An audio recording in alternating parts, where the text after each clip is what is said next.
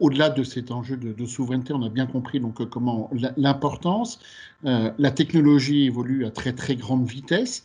Quelles sont les évolutions prévisibles de la high-tech? Quelles sont, on va dire, les solutions ou services qui risquent d'apparaître très très bientôt?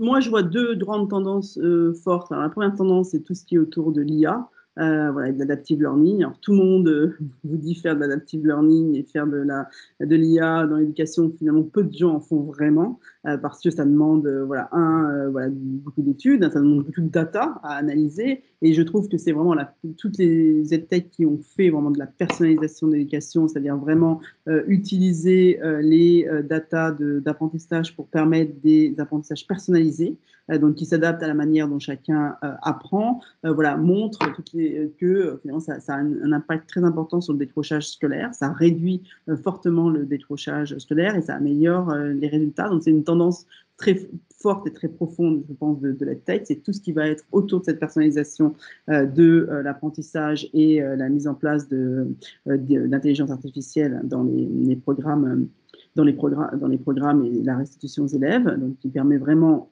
un apprentissage personnalisé. Et ensuite, il y a une deuxième tendance qui est intéressante, c'est tout ce qui est autour de la réalité virtuelle et de la gamification. On a une société, nous, danoise, qui s'appelle Labster, hein, qui fait des laboratoires virtuels pour l'apprentissage des sciences, qui est très fort au Danemark, puisqu'elle équipe tous les lycéens collégiens danois, et elle est également très forte aux États-Unis, où elle vend à beaucoup d'universités américaines des laboratoires virtuels, ce qui permet, donc, ce qui évite d'avoir, parce que finalement, on s'aperçoit dans toutes les carrières scientifiques, finalement, les jeunes, les apprenants manipulent très peu, on manipule très peu, on fait et donc là, ça permet d'avoir des laboratoires où le professeur va pouvoir créer des expériences et l'élève va pouvoir manipuler, créer son expérience et voilà, et apprendre les gestes et avoir un apprentissage beaucoup plus ludique, beaucoup plus immersif. Et toutes les études qu'ils ont réalisées montrent que finalement, là, en apprenant, finalement, en s'amusant, en apprenant de manière beaucoup plus immersive et beaucoup plus engageante, on retient beaucoup mieux.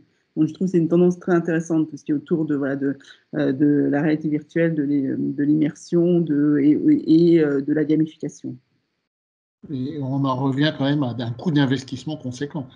Oui, mais beaucoup moins important que des laboratoires. C'est aujourd'hui la grosse difficulté quand même de ces apprentissages, c'est qu'on manipule très peu parce qu'on n'a pas assez de laboratoires. C'est compliqué de créer des labos, d'envoyer des classes entières dans les labos. Donc c'est des coûts, ça réduit fortement le coût de l'apprentissage.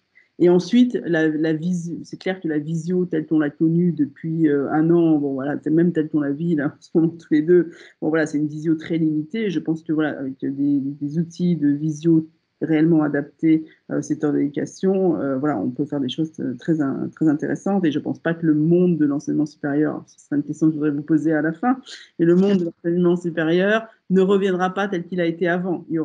On va pas rester totalement en Zoom même en classe virtuelle, je l'espère, mais on sera de plus en plus dans un enseignement hybride. Et donc, on va avoir de plus en plus besoin de ces outils de manière pérenne.